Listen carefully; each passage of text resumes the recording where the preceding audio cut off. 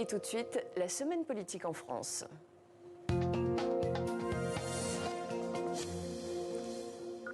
Semaine politique que nous allons décrypter avec notre invité Richard Verly, correspondant du site d'information suisse blick.ch.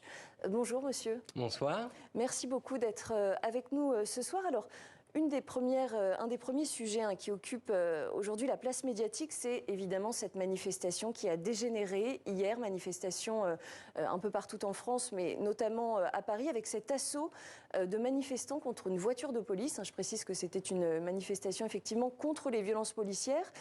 Cet épisode de violence, est-ce qu'il ne risque pas, selon vous, de durcir en France le débat autour de la police et des violences policières ? Mais je crois qu'on a compris depuis maintenant plusieurs mois, voire plusieurs années, on pense à la crise des Gilets jaunes, que les relations entre la police et une partie de la population sont extrêmement tendues et qu'il faut très peu de choses pour que ça se transforme en émeute, voire en agression délibérée, comme l'incident que vous évoquez hier à Paris.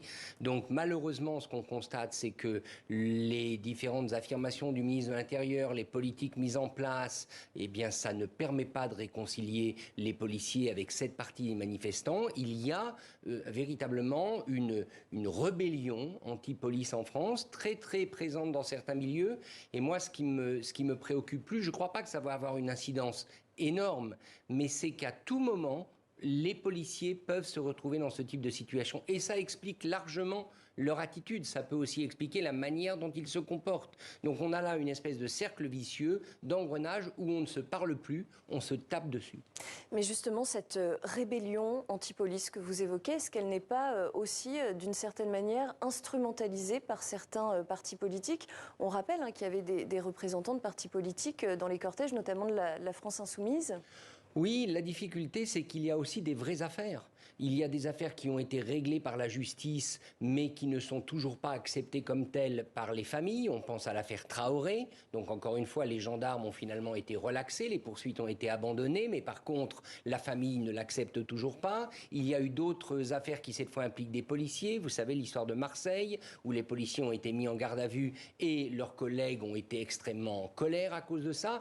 Bref, encore une fois, moi, ce qui me frappe, c'est qu'on ne voit pas le début de la solution. Au sein même de la police, il y a des factions, quand même des groupes extrêmement durs. Bien sûr, vous dites des partis politiques, oui, la France Insoumise se range résolument du côté des victimes de la police. Vous avez d'autres formations à la droite de la droite qui se rangent du côté des policiers. C'est assez emblématique du champ de bataille qui est aujourd'hui la politique française.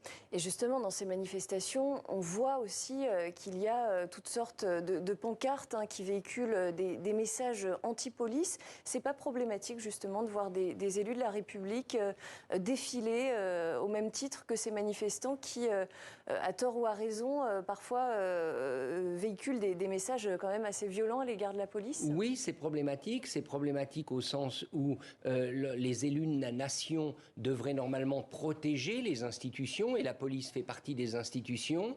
Cela dit, il y a aussi je le répète, des situations extrêmement difficiles. Vous savez, ce slogan ACAB qui vient des États-Unis, All cops are bastards, tous les policiers sont des enfoirés, pardonnez-moi, mais c'est ce que dit ce slogan. Il est repris énormément, on l'a vu tagué partout dans Paris au moment des manifestations contre les retraites. Donc il y a une défiance vis-à-vis de la police qui, à mon avis, va au-delà d'incidents isolés. On peut regretter que certains partis politiques les exploitent, mais il faut aussi regarder les choses en face.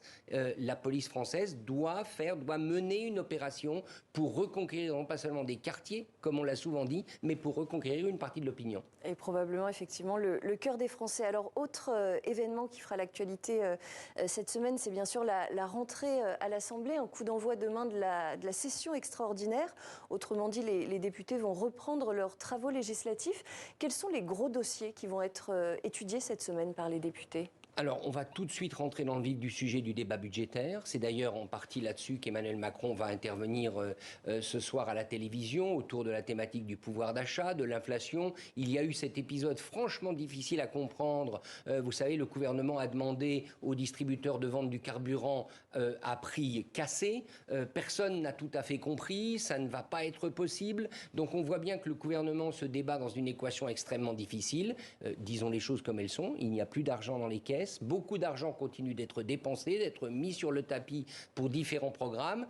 Emmanuel Macron a fait de l'éducation nationale la grande cause de cette partie de mandat. L'éducation, ça coûte cher. On entend tous les enseignants réclamer des moyens supplémentaires. Donc pour moi, ce sera ça le sujet essentiel. Et puis va venir très rapidement derrière la question de la fameuse loi sur l'immigration. Est-ce qu'il y aura ou pas un projet de loi? Est-ce qu'éventuellement le président est sérieux lorsqu'il a évoqué la possibilité d'un référendum?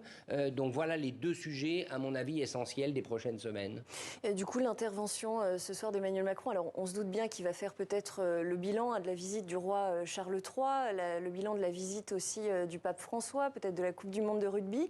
Mais est-ce que c'est aussi cette intervention au journal télévisé de TF1 et de France 2, une façon peut-être de tenter de rassurer les Français sur toutes les questions liées au pouvoir d'achat, au moment où effectivement l'examen de ce texte législatif sur le budget paraît quand même assez compliqué? D'abord, je pense qu'il y a de la part d'Emmanuel Macron la volonté d'expliquer ce qu'il veut faire.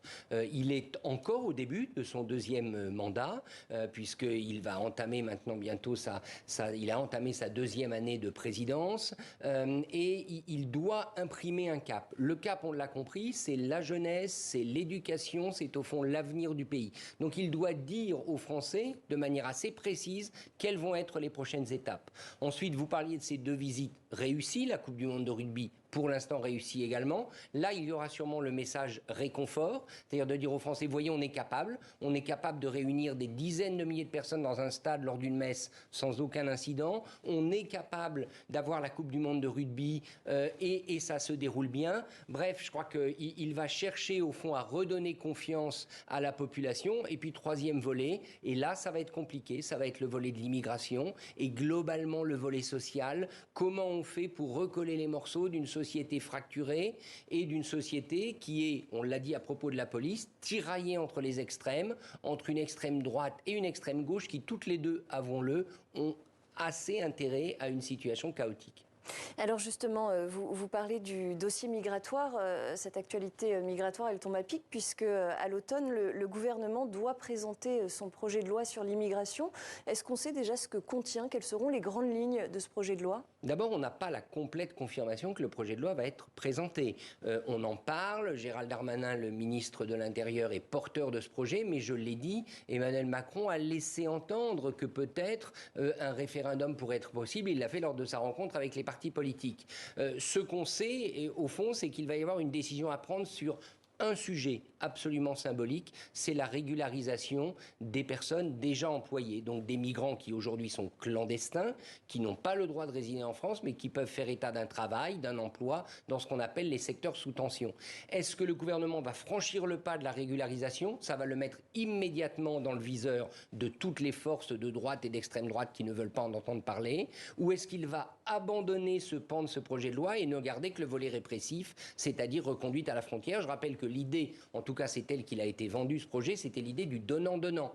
À la fois on est plus dur sur les reconduites à la frontière et on régularise les gens qui travaillent. Donc cet équilibre, va-t-il vouloir le tenir ou pas à la lumière de ce qui se passe à Lampedusa et avant le Conseil européen d'octobre, puisqu'on le sait, sur ces sujets-là, c'est quand même la réponse européenne qui, in fine, aura le dernier mot. Et effectivement, et puis la droite risque de lui reprocher d'être peut-être trop accueillant, la gauche de ne l'être pas assez, ou en tout cas dans des dispositions qui ne conviennent pas aux partis politiques. Alors il y a un autre sujet qui est important, c'est bien sûr les sénatoriales. Le Sénat se renouvelle de moitié aujourd'hui. En Nouvelle-Calédonie, Sonia Backès de la majorité a été battue par l'indépendantiste Robert Xowie. C'est le premier indépendantiste calédonien à être élu au Sénat.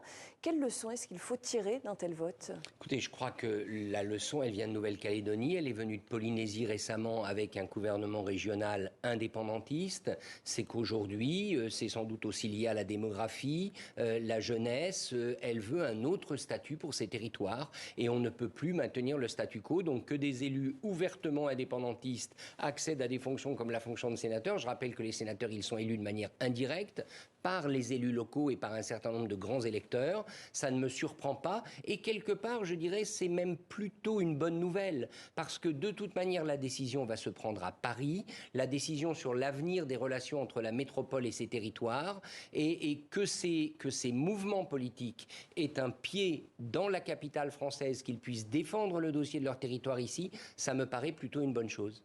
Et vous pensez que Emmanuel Macron va réagir ce soir à ce vote qui sanctionne quand même peut-être d'une certaine manière les candidats qui sont portés par des partis nationaux. Le message d'Emmanuel Macron a été clair en Nouvelle-Calédonie. Lorsqu'il y était allé, il avait dit que la France ne serait pas la même sans la Nouvelle-Calédonie. Donc il veut que ces territoires, Emmanuel Macron, restent dans la République. Ça fait aussi partie de la stratégie de la France en Indo-Pacifique. C'est une région extrêmement convoitée aujourd'hui et notamment une région de l'affrontement entre la Chine et les États-Unis. Mais je crois qu'il est lui-même d'une génération qui n'est pas originaire de l'époque coloniale. Il peut comprendre un certain nombre d'aspirations, il peut comprendre qu'il faut redéfinir les liens avec ces collectivités territoriales. Donc il me semble qu'on est plutôt dans une phase d'ouverture et de respect mutuel. Maintenant, vous savez, la difficulté, c'est qu'à tout moment, ça peut achopper, soit sur des questions de personnes, soit sur des incidents, soit sur des revendications qui sont jugées pas acceptables par Paris. Alors, autre grand défi qui attend le président Emmanuel Macron, c'est évidemment toutes les questions écologiques. Demain, il présente sa planification écologique. Jusqu'à présent, Emmanuel Macron, il n'a pas vraiment réussi à créer de grands récits mobilisateurs autour de l'écologie. Est-ce que vous pensez que ce soir, il peut, ou demain, lorsqu'il présentera son projet, véritablement insuffler un souffle nouveau sur les questions liées au réchauffement, à la lutte contre le réchauffement climatique? Alors, moi, j'ai un doute sur le sujet. Je pense qu'Emmanuel Macron, il a raté le sujet écologique. Ça ne veut pas dire qu'il n'y a pas de mesures prises. Ça ne veut pas dire que le gouvernement français n'avance pas sur ce terrain. Mais lui, en tant que président, il a raté l'épisode à partir du moment où Nicolas Hulot a quitté le gouvernement.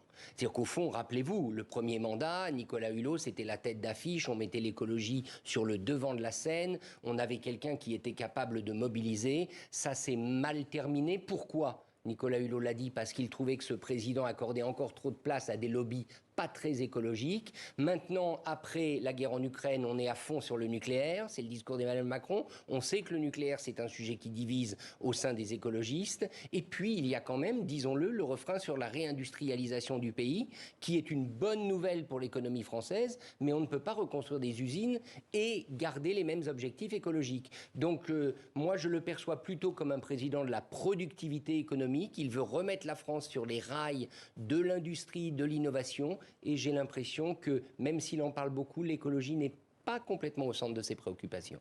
Merci beaucoup Richard Verly pour vos décryptages et votre analyse. Je rappelle que vous êtes le correspondant du site d'information suisse blick.ch. Merci beaucoup à vous d'avoir été avec nous.